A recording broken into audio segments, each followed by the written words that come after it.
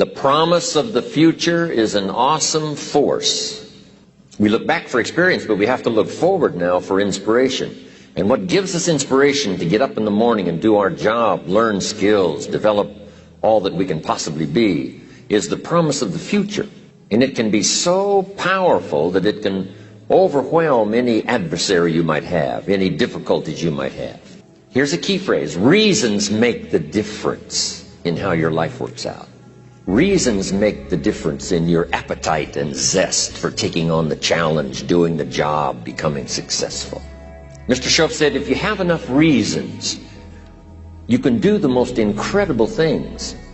You can get through the most difficult day. You can overcome the most unbelievable challenges if you have enough reasons. And so he said to me, if you haven't got a list of your goals, Mr. Rohn, it's probably because you don't have enough reasons.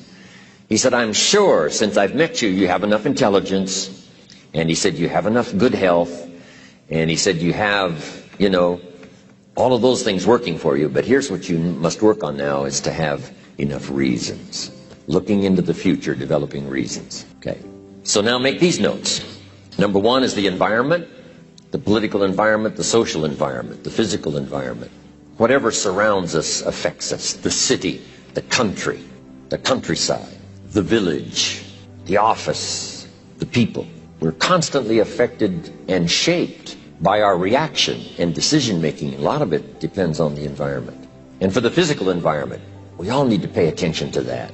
Make every contribution you can. It's one little small planet. Remember those first pictures from space? Looking back on Earth? It looked so fragile. It looked so small. We thought, wow, so many people live there. How can that be? We must take care of it. It's, right now, it's the only planet we got. Do everything we can. My mama taught me those little things, right? Pick up, don't leave your trash.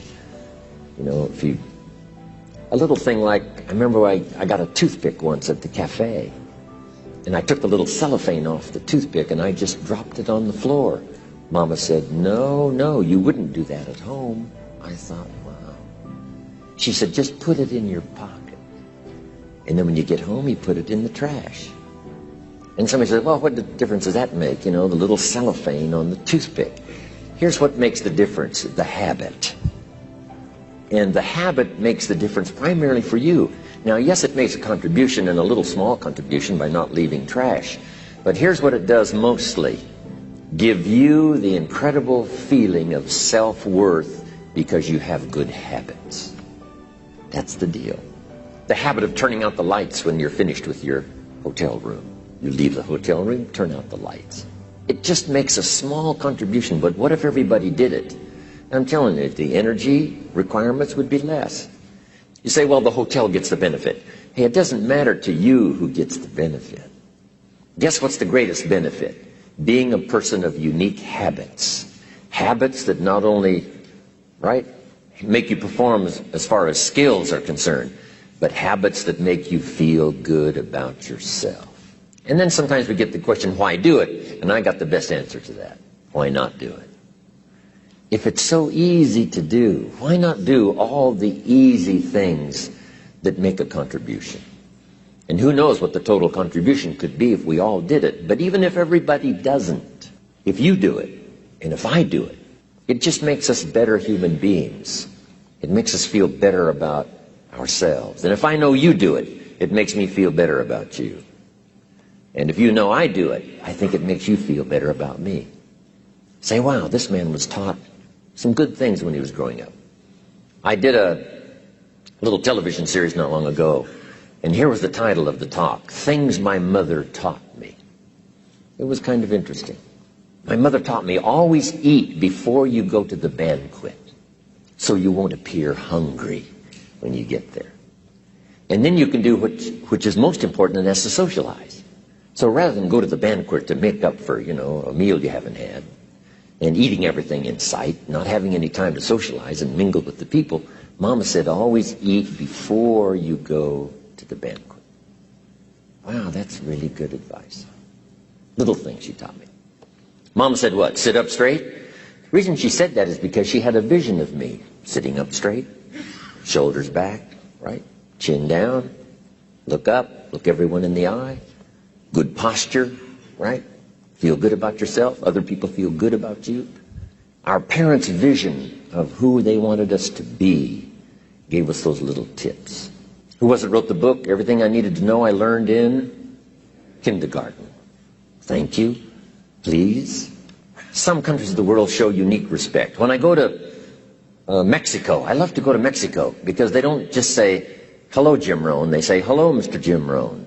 When they introduce me, they say, this is Mr. Jim Rohn. They don't say, this is Jim Rohn.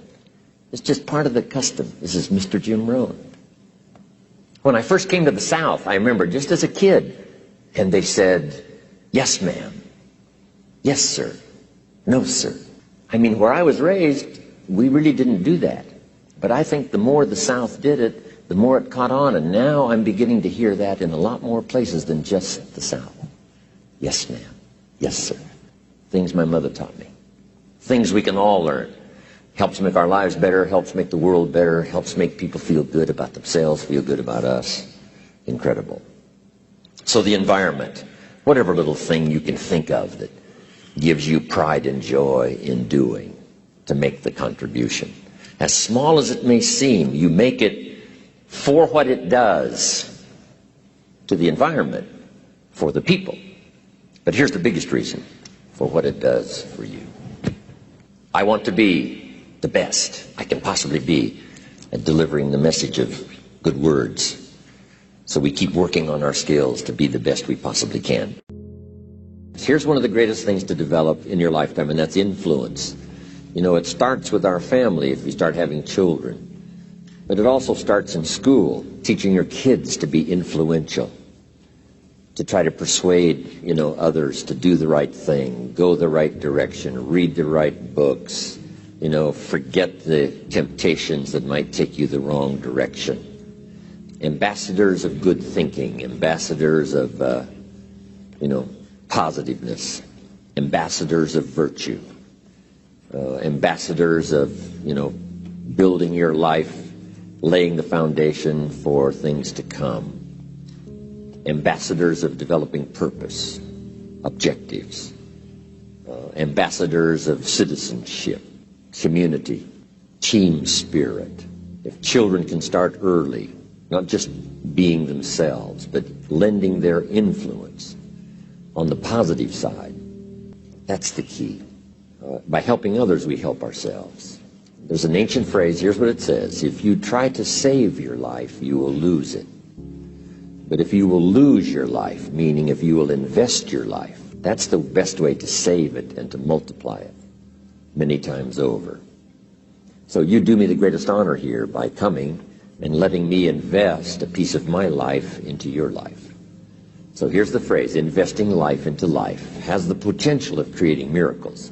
Investing life into life. Investing life into life creates a new baby.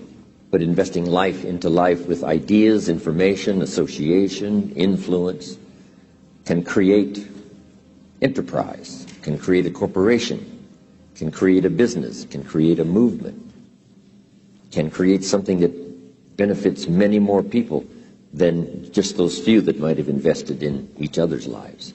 Be valuable enough to invest in somebody else's life, starting first if you're married with your children, and then invest in each other. Marriage and friendship, these associations are a chance to invest in each other. A business enterprise. Bill Bailey and I have been involved in other enterprises, but the enterprise, fortunately was successful, and we had a chance to affect a lot of other people's lives. But guess what happened over those years, and which continues to today? We continue to invest in each other. I come up with a great idea, I get on the phone, I call him. He comes up with a book he's read. He said, this is a masterpiece, you've got to read it.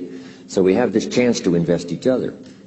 And while we walk the farm country of Kentucky, we invest in each other. We walk the beaches of California. He helped me design a little cassette. Here's what it's called: How to Kick the Worry Habit. And Bill Bailey helped me to put that together. We'd walk the beach, and he has a habit of grabbing your arm when you're walking and talking. So he would grab my arm until this one would get sore, and then we'd trade places so he could, grab the other arm for a while we're walking and talking. But a chance to contribute to each other. And what I share with him, he shares with others. And what he shares with me, I share with you and others around the world. That contribution of sharing with each other, being influential, leadership, making a contribution to someone's life that no telling how far it may go from the time it starts. So I'm just delighted to be here. Thanks to all of those who have made a contribution.